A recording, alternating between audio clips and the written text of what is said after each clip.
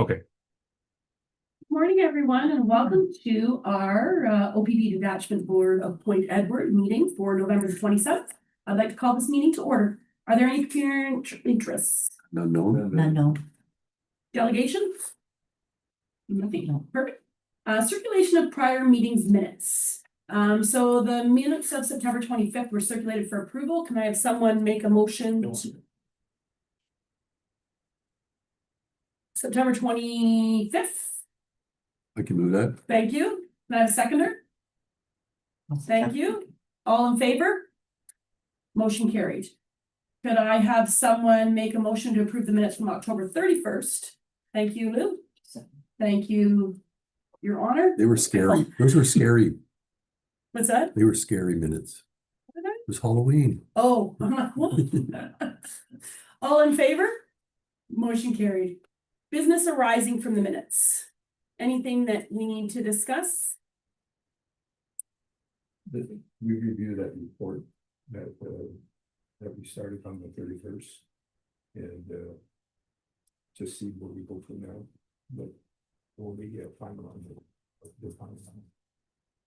Like the things that we sent off? Right. Yes, so they have just sent us back. We now review it, and then we have another 30 days to come forward with any questions or issues that we would like to come up with. So I just emailed you those. So if you could review them, if everyone could review those minutes that or not minutes, the plan, the action plan. If you could review it, and then if there's any issues or questions, get back to me. And if we need to have another meeting to discuss, we will. And if we like what we see, then we'll just reply back, but we have 30 days to do that. So just for clarification, you want any comments to you or to you and the inspector?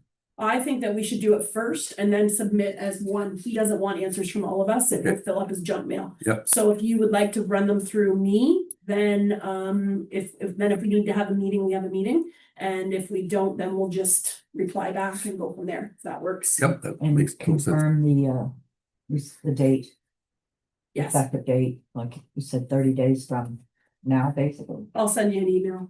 30 days. Do you know the actual? January 3rd is what January 3rd, okay. So we actually have to move before the end of December, because then that Yeah. gives him time to. Yeah.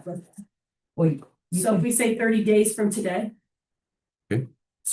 December 20.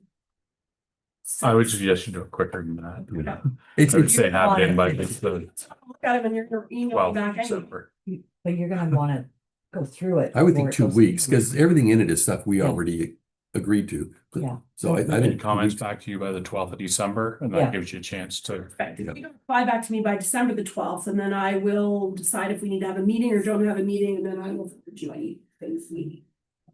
Okay. Thank you. You're welcome. Any other business arising? Okay, council issues or correspondence, anything there? None?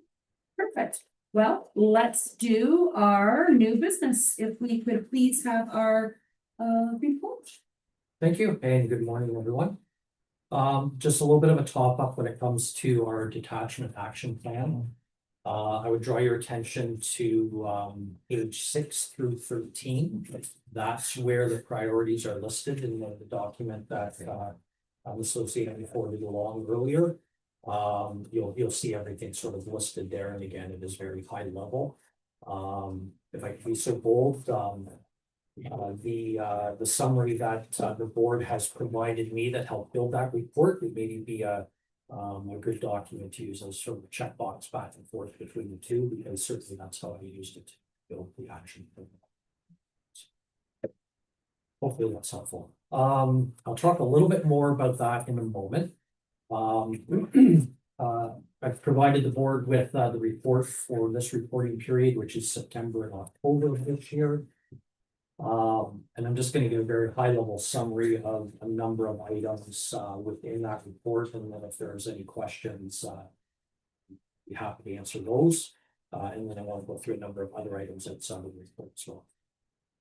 So for this reporting period, a total of 288 total occurrences. Quite a large portion of those occurrences were proactive work that's been done by our officers. including 38 property checks. The property checks, as you'll recall from years gone by, are something that I've always focused on in the report locally here. Historically, I think that most of us would know that things such as thefts from garages overnight or from unlocked vehicles overnight has historically always been a concern, rightly so. So when I see things like a high number of property checks over the course of a 2-month period, that's I see that as being a really good thing. That goes far beyond an officer either on foot patrol, bike patrol, or in vehicle. Simply driving by a residence that's physically getting out, checking business, pulling on the doors to make sure it's secure, those types of things.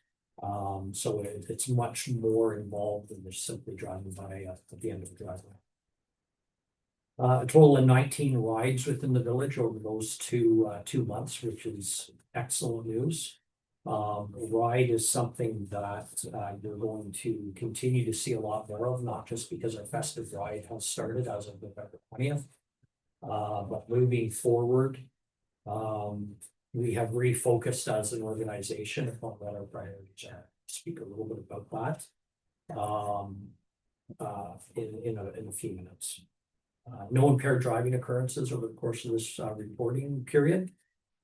I see that as really good news when I see the number of rides that we're doing. And as Sergeant Matheson would be able to attest to, we get impaired drivers every day from rides, every hour of the day. So when I see a high number of rides and a low number of impaireds, that to me is a good sign. But it's something that we have to keep our foot on the gas, if you will, to make sure that that deterrent that comes with seeing the officers out stopping cars continues. 4 domestic related incidents during this reporting period, none of which were violent, none of which resulted in deaths. So, from a motor vehicle collision standpoint, our total collision incidents over the 2-month period were 3. And this is a decrease from the same time period in 2024. And we have seen quite a notable decrease year to date as it relates to fatalities, which are not fatalities with regard to full collisions itself. So that is good news that we're seeing collisions come down a little bit. From a crime standpoint, our total charges are down. Our actual offense counts across every category, whether it's criminal code, non-traffic, highway traffic act, or liquor license, have decreased during this period. To be honest, this is a bit of a concern for me. I know that that's probably going to sound odd.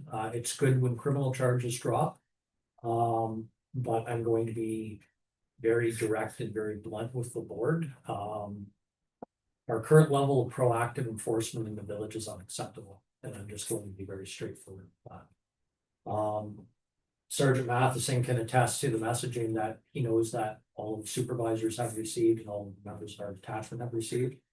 And this is something that is not only a priority for me, but I can tell you from Commissioner Creek down, the direction that has been provided is that we refocus our efforts as an organization along 4 lines, one of which is getting back to a higher level of traffic enforcement, specifically around those big 4 factors that we know are responsible for fatalities and for serious injury collisions.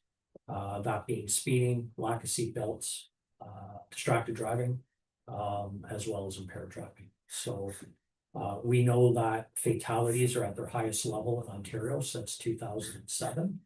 And yet across the organization, year over year over year, we continue to see our enforcement efforts slowly decreasing, despite the fact that our staffing numbers are up. That is a trend that we also see throughout Lambton County and as well as the village. So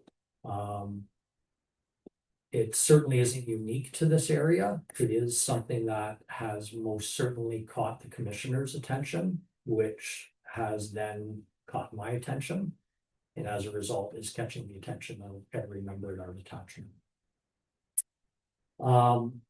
I have very high expectations when it comes to a number of things, and one of that is that people are giving a meaningful day's work for a meaningful day's pay. I am very analytically oriented. And although I don't want to get trapped into solely basing decisions or interpretations of how busy an officer is or isn't based upon statistics, that is one factor. So we are addressing every member of our local detachment in relation to proactive enforcement. It is an expectation that it is happening every single shift.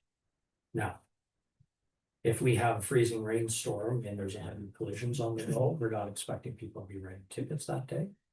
But when there's a beautiful sunny day and there's no calls going on, we expect you to do a little bit more. And that has been messaged to the detachment. Is that fair, Sergeant? Right. And it is most certainly being monitored.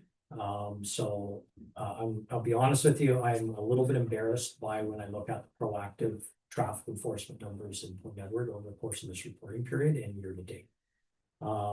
It's unacceptable and it's going to change. And I'll just be, you guys know me well enough from over the years, I'm just gonna be really direct on this. If our Point Edward officers are not putting themselves in a position to defend what they are doing on a daily basis, then they will be working in a different zone and we'll bring somebody else into work this. And it's as simple as that. So I apologize on behalf of the command team for where our proactive numbers are. I can assure you that is going to change, and when I come before you to speak about November and December, you will see a difference in those numbers. That is not to suggest for a second that there's not a time and place for warning or there's time and place for education.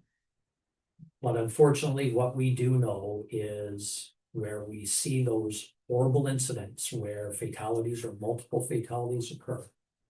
And we go back and we do a deep dive into the driving record of those individuals, not everyone, but a lot of them. We see dozens and dozens and dozens of warnings or reductions on speed. And I point to the fatality that occurred in the Newmarket area where 3 generations of the family were wiped out by someone who was speeding. And that person had 75 warnings on file. So you will never convince me that a warning changes driving behavior. And there are many, many, many examples of that happening. And so that's not to suggest that if there's 10 tickets to give to a person, that you give 10 tickets. I don't think that's right either. There's an opportunity for education and for grace. But you have to be addressing the high risk driving behaviors through enforcement is the only way that the vast majority of people will change their behavior. So that's sort of where I stand on that. That is one of my priorities. I'll speak about some others in a moment. I felt the need to speak with the deputy outside prior.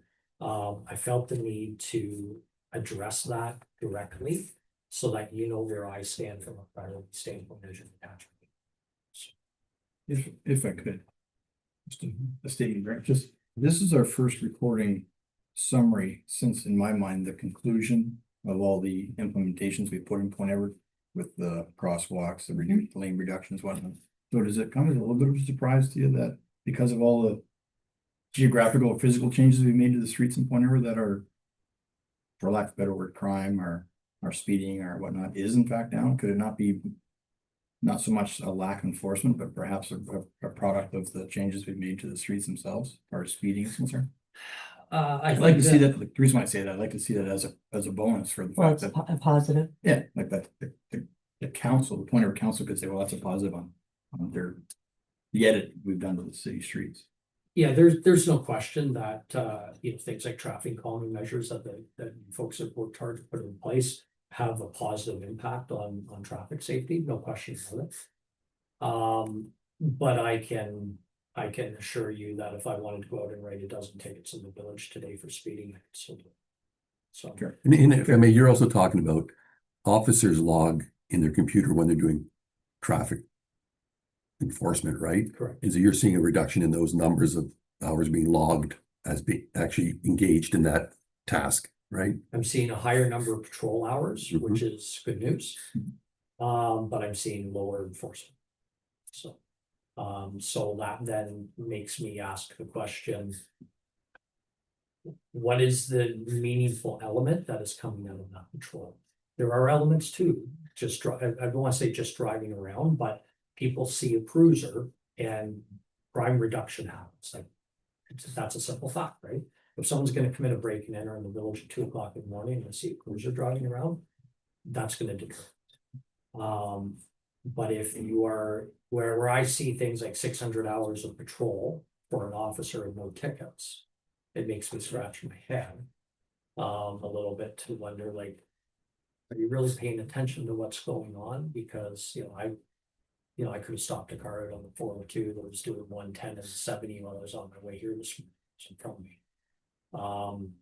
Those opportunities are there, and it doesn't mean that it always has to be enforcement, but that standard of expectation has to be there, so.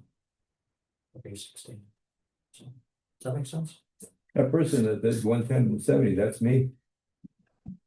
And no, I'm being serious, so I follow your logic and I understand what you're trying to demonstrate to to your officers. So, yeah, I get it, I understand what you're saying. Yeah, I just, I look at the fatalities and I look at the personal injury collisions, and I'm talking broadly across the province now. And it is not difficult math to see what are the common factors that continually to those things, and enforcement is the biggest tool that we have to sort of address that. So, and keep in mind, right, someone that's speeding through Middlesex on their way to Point Edward, and if they don't have any visibility of a black and white cruiser out on the highway, they'll never see a police officer. There's no visible deterrence that happens. What are they gonna do when they come into your village? They're gonna speed. They're gonna roll through stop signs. They're gonna blow the yellow light. Those poor driving behaviors that we address in Middlesex or in Perth or in Great Bruce, when that person passes through this community, it absolutely has an effect on them. So it's not just necessarily to, how people, I think it's from a detachment commander standpoint, it has to be a broad picture as to how it affects the entire community. There's been parking tickets. Recent, like they're doing, paying attention over at Mara, and they brought in tickets. Yeah. And that's not speeding, but that's one of the things that people notice. Yeah. When the cars don't move over there, Mhm. and there's no parking to go to your doctor's appointment, so there were several tickets brought in recently over the last week from there.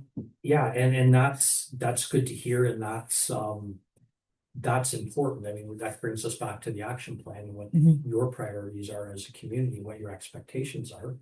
The cost of policing is expensive, and you should have high expectations for what you're getting for your money, as should every member of this community. So, something like a parking ticket, that's important because it's a priority for this community. Yeah, so let's just say the officer was driving around and then you're Yeah. paying attention to some of those areas that of concern. Absolutely. And then shortly, a couple days, we'll be into the parking ban for overnight parking and For sure. pay attention to the cars that ignore that.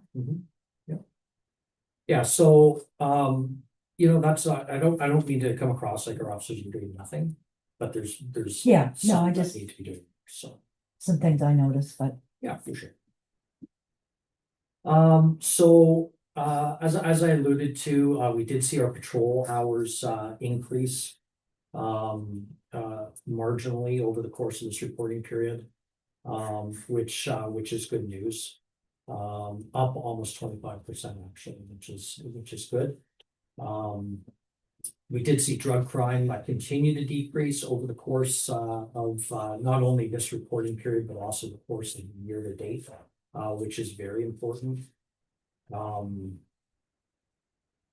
One of the things that I did notice as well is that violent crime has, knock on wood, has been very minimal year to date. Keep in mind that covers everything from what we classify as a simple assault right up to homicide. So violent crime can be many different, is many different things, but the vast majority of the violent crime that we've seen is minor assaults that have occurred over the course of the year. None during this reporting period, but just to give you an idea, we've had 14 total incidents throughout the year. So taking us through 10 months, so 1.4 occurrences every month, which is pretty good. So we're able to manage that pretty well. Property crime, some more good news stories relates to that. Year to date, property crime is down almost 23% in the village, which is wonderful news. And I look at vacant owners in particular, where we've had one in the village so far this year, which is wonderful news. The theft theft under 5,000, which generally speaking, those would be your thefts of a bicycle out of a garage or something out of a vehicle. Again, down almost 50% year to date. So when you start looking at what our year to date window is, and if we're talking 10 months now as of this report, it's a significant portion of the year. So from a property crime standpoint, we're seeing some really good trends. And when I look at things like our patrol hours are starting to increase, that has an impact on it. I look at the work that our community street crime unit does in relation to property and drug related crime, where they're very proactive, and yet you may not see what's going on because those investigations take a long time in our labor intensive from a surveillance standpoint, warrants, all of those types of things. But over the course of a year, they definitely have a positive impact. We do see positive trends as it relates to property theft. So that's an important piece. That does tie into what one of my other priorities as your detachment commander is property related crime. We spoke prior to the meeting starting about similarities across not just municipalities, but counties. And how some things are consistent. And one of that's traffic safety and another is property. So I'm very pleased to see where we are in the village in particular with our property crime. And we'll continue to work on that. And frankly, with higher expectations around more patrol and higher visibility, those are the types of trends that we should see continue. So that's all good news. The other priority that I want to speak a little bit about too is our offender management apprehension program. I'm not sure if the board is familiar with OMAP, which is the acronym, but this is a program that the OPP developed after the death of Greg Pashala in 2022, and is really the driving force behind bail reform throughout the country. I'm sure everybody's heard a lot with regards to catch and release and frustration around why is this individual out on judicial release and committing more crimes. Our OMAP program was developed after Greg Pashala was killed on duty by a person who was out on multiple judicial releases, including firearms bans, and had cut off his ankle bracelet. And so across the organization now, every detachment has an offender management coordinator who focuses solely upon managing those individuals who are on judicial release within the community, ensuring a high level of accountability for their behavior while they're on conditions, and putting strategies in place to address poor behavior. So that's not to suggest for a second that there is not a time and place for grace or to recognize the fact that people make mistakes. The OMAP program focuses upon repeat offenders who are involved in violent crime involving firearms. So it's very, very focused. And it results in a high level of attention on not only our officers throughout Lambton County, but across the province. And it continues to develop into a program that allows us to ensure that high level of accountability for those that need it. And I'll just speak in general terms for Lambton. We do not currently have anyone in the village that's on our OMAP program, just so you know. But we do have 7 individuals throughout Lambton County. But now we will have people that will be released on judicial release for a weekend. Usually we see it in the summer and they release them to Granny Bend where as Sergeant Matheson can attest to, it seems to be a general feeling that you can go there and act poorly. And so those individuals, when we get notified that they're coming to the community for the weekend, get lots of our attention. Officers knocking on the door at midnight to make sure that they're keeping the curfew, et cetera, and so forth. It's a good thing. It directly impacts public safety, but it is also that accountability piece that in the past hasn't necessarily always been there. That is absolutely a priority for me locally. It's an organization, it's a priority, there's no doubt about that. But this is something I'm very passionate about.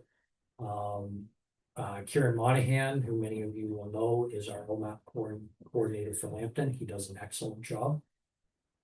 You know, that's something that he does full time. So that is one of my other priorities. Excuse me. I do want to talk a little bit about where we're at year to date with overtime. Because that impacts the cost of policing under a billing model, as you're all aware, that is one of the elements that's an important piece. Organizationally across the OPP, we've seen an increase in our staffing levels over the last few years, and yet we continue to see overtime increase. The good news is that in Lambton County and in particular in the village, we're down 9% year to date from last year, which is good. And even built within those numbers, a large portion of the overtime is actually related to some of the border security initiatives that have been implemented since we sort of focus on that with the Trump administration.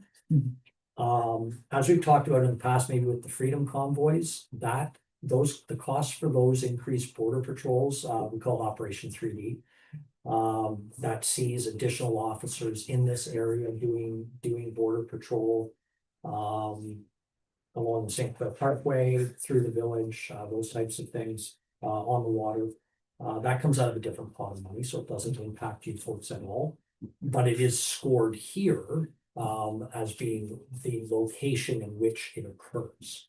But that, again, it comes from a different funding stream. So they show us working here, but being paid from over here. So even where we see that overtime scored to the village is down 9%, it's actually down further than that, because a large portion of the overtime year to date is in relation to the border security initiatives. So that is good news. Ultimately, that affects your bill, as you know. So, however, there is room for some improvement. And again, Sergeant Matheson can attest to this. Coming back to me being sort of really focused on analytics, one of the nice things that the OPP gives the detachment commanders is the ability to really dive into a lot of different things to see where we're at in relation to crime trends, staffing trends, all those things. And one of those things is also an overtime dashboard that I have access to, that I can go to a specific municipality to see what's happening. So I'll tell you what I'm seeing from the standpoint of trends on overtime in Denver. The vast majority of our overtime is occurring between 1800 and 1900 hours, so 6 p.m. and 7 p.m. And that overtime is for 1 to 2 hours only.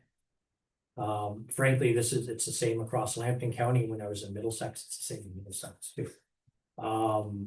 But what that says to me is that's officers staying at the end of day shift, which ends at 6 p.m. They're staying for an hour working on administrative duties, or they're tied up in a call.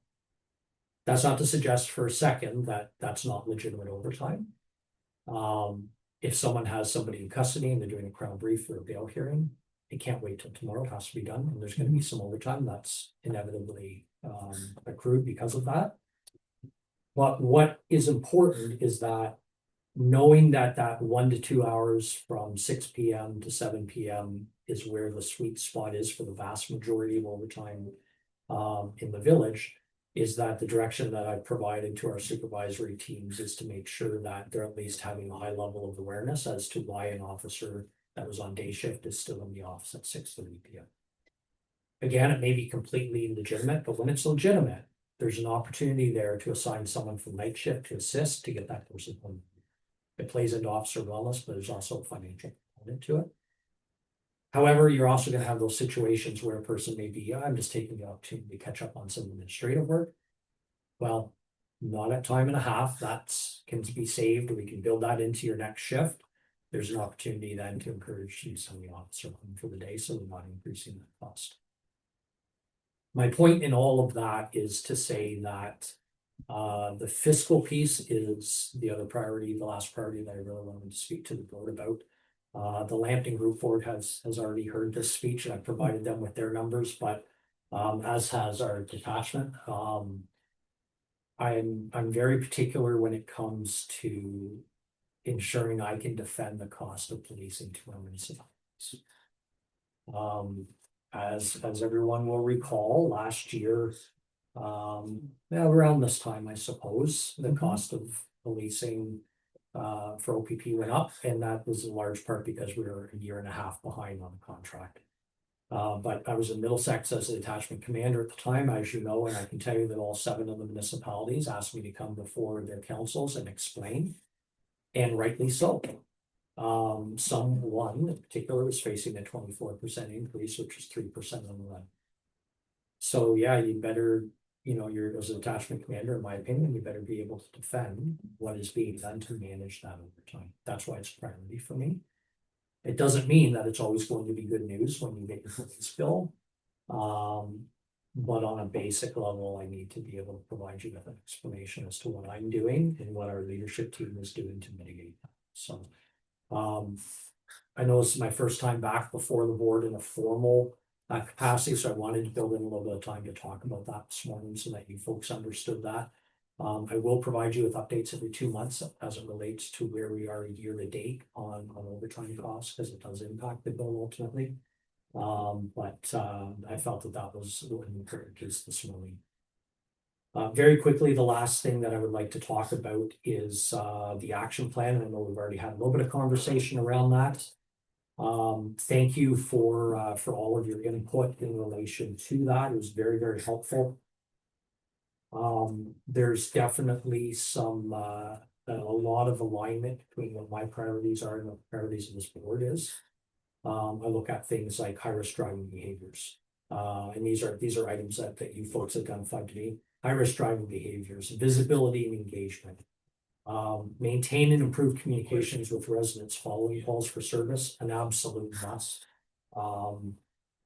And then, things like increased community presentations on local trends, so fraud, elder abuse, lock it or lose it, attending community events.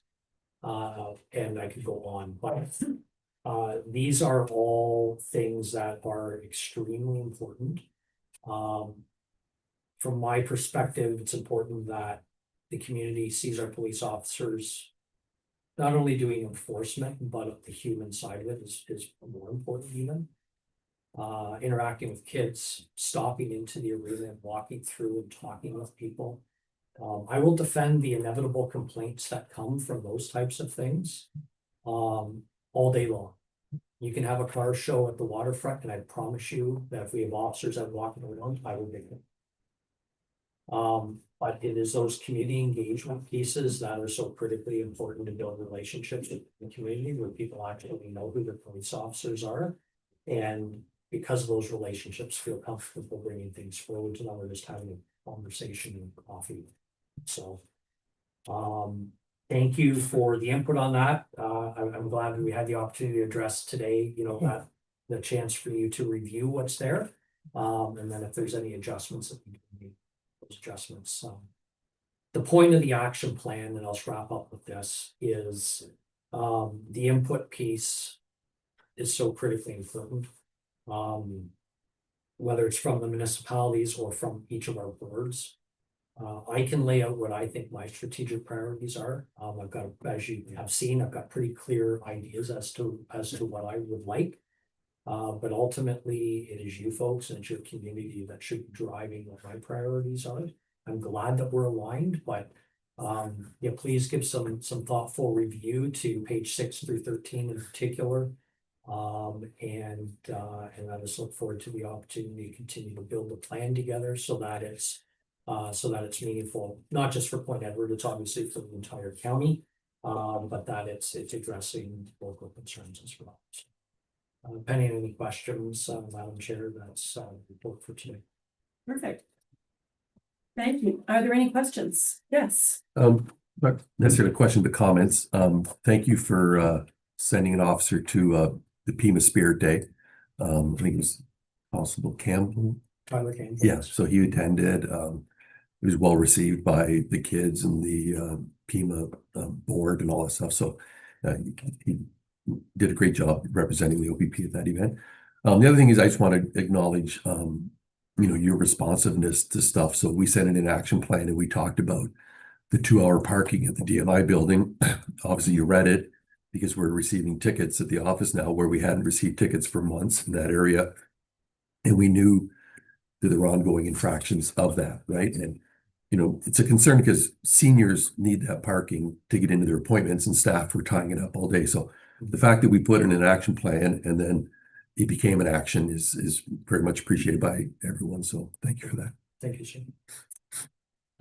Just for anybody that doesn't know, but the cost of the highway patrol is not borne by the village, correct? That is correct. Right, it's a separate group, but so someone made a comment to me recently about that, and like, they are allowed to come in and out of our building because of the proximity to the highway.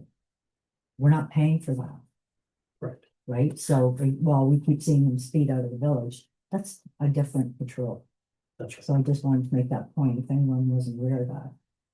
Yeah, anything highway related comes out of the provincial street. Right, but they are allowed to come to our building because it's close by. They can sit and do their notes and do whatever.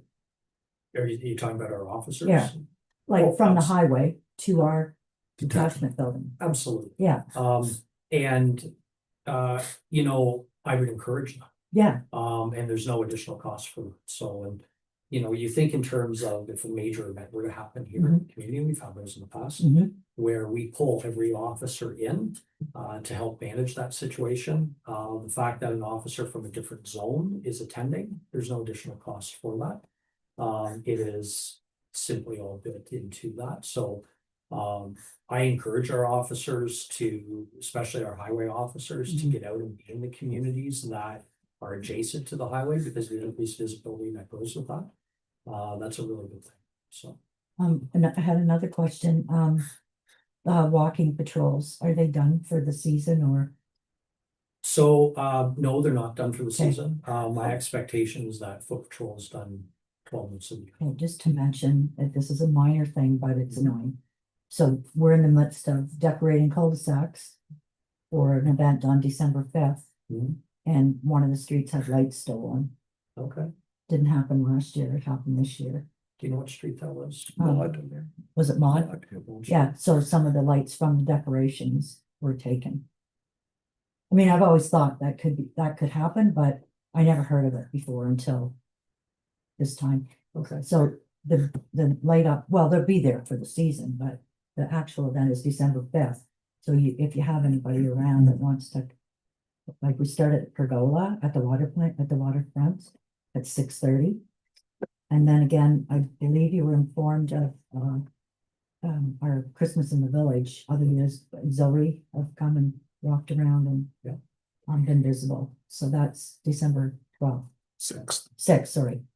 6th. And on the cul-de-sac night, it's a good community initiative because the residents light up, the cul-de-sacs at the end of all our streets. They decorate that. And then, like as Mayor Han said, everybody walks as a group down the path. So if an officer or two or an auxiliary want to join in, it might be a nice, We will make sure that happens for sure. And those of us who live on those areas, like we put our own money into the decorations and stuff. So Sure. it would be annoying to get ripped off. Agreed, I agree. Yeah. You want my cardboard Santa. Well, it's remarkable what people will steal, Yeah. but to your point, it's important initiative for Yeah. the village, and it's important for our officers to be at, so. It's not high priced items, just Nuisance. a nuisance, right? And that people will steal anything. I should steal them from your street and put them on my street. No, your street's got more stuff than we do anyway. On camera. There's a lot of confessions here today. Louis speeds, she steals. You're I'm joking. gonna arrest them all at the parking lot after the meeting. I'm again, yeah. Another comment for Doug. So, our works manager keeps data collection from the radar signs. And we, at our last committee day, it's early days yet for the information he's collecting because he just moved one of the radar signs over to St. Clair. There's some social media that says there's still speeding going on. I don't agree with it. I haven't seen it myself. I ride it a lot. Mhm. And, so it takes a little bit of time to get that data to compare to see what the impact is. It would be interesting to see those numbers. Yeah, Yeah. but really looking forward to it. And it's important that gets shared with us too. Yeah, right? yeah, for sure. And like Sergeant Hogue is a big point of Yeah. contact for that as he deals with a lot of our traffic related stuff, or Sergeant Matheson, one or the other. Because that really allows us to build focused strategies around like speeders that, you know, if we see it from 4 to 6 PM, then it's people probably coming home from work Monday, Right. Friday, right? So it just allows us to build around that, but it also allows us to, when someone calls in a traffic complaint, for us to be able to, you know, say, here's actually the numbers that show it isn't. Right. So, So I find myself with the redesign of the road and I know I'm going less than I was. Yeah. Most of the time under 50. Like just, Yeah. it's narrower and you're paying attention. for sure. Perfect. Any other questions? Okay, then can we move on to the false alarm occurrence confirmation? Anything, does anybody, I yep, have one question, 170 Exmouth, is that the new BDO Dunwoody building, do we know? Okay, because I see they've had a number of false alarms, and I saw an officer there this morning at 9 o'clock, like just before 9, so I'm assuming they're having some challenges with their new building, so. So, Yeah, I saw a cruiser out front there today, so it made me think, and it was just a couple minutes before 9, so. I wonder if they even recognize the program, like that it's tracked. they only have two, Okay. Wasn't there something month before, prior to that? No? one last month, one September, one October. Okay, and then one today, it looks like too, so. I wonder what kind of false alarms there are. It's probably when somebody comes into work and doesn't turn the alarm off properly or whatever. Typically, that's what, that's typical. at 9 o'clock alarm is typically that. It was alarming. I know as far as when I shut mine off on the phone, it's a double thing, and sometimes I do the one and think the second thing's happened and it hasn't, and then you go in and it's going off, you're like, oh my God, I pushed 2, and then probably what happened. I'm sure it's just educational, yeah, but it's. Perfect. Okay, so no questions on that. And then media community engagement report. Does anybody have any questions on that? That was the package. Yep. Okay, Yep. perfect. Do you want to add anything about that or? No, other than that report, you see it is no longer embedded physically within the detachment board report. I think I mentioned to you back in July that we restructured our board report, but to still provide you with that, it's just separate. And you will see that our community engagement officers being Constable Robertson, Constable Campbell, provide that report to both of the boards, and it is linked and inclusive. So they're very, very active in the community. Very active not only on social media messaging and safety messaging, but doing a ton behind the scenes when it comes to the very, very important community engagement sessions on elder abuse, fraud, those types of things. So Perfect. Any questions? Perfect. Could I have someone make a motion to receive all of these reports? Lou? Second. Greg, all in favor? Perfect. Now let's go on to financial statements. Does anybody have any questions on the financial statements? Well, just the good news is that the village approved our budget on Tuesday and we kept policing in the budget, so. Yeah. So there will be pays in January, so. Thanks, John. Yeah. Considering that, that does directly, play into my ability to buy Christmas presents and, Yes. Sergeant Matheson's ability to go to Punta Cana, then, we're happy to hear it. Okay, could I have someone make a motion to approve those, please? Thank you, Lou. Second. Thank you, Greg. All in favor? Perfect. Next meeting date, please. January 22nd. 2026. Why?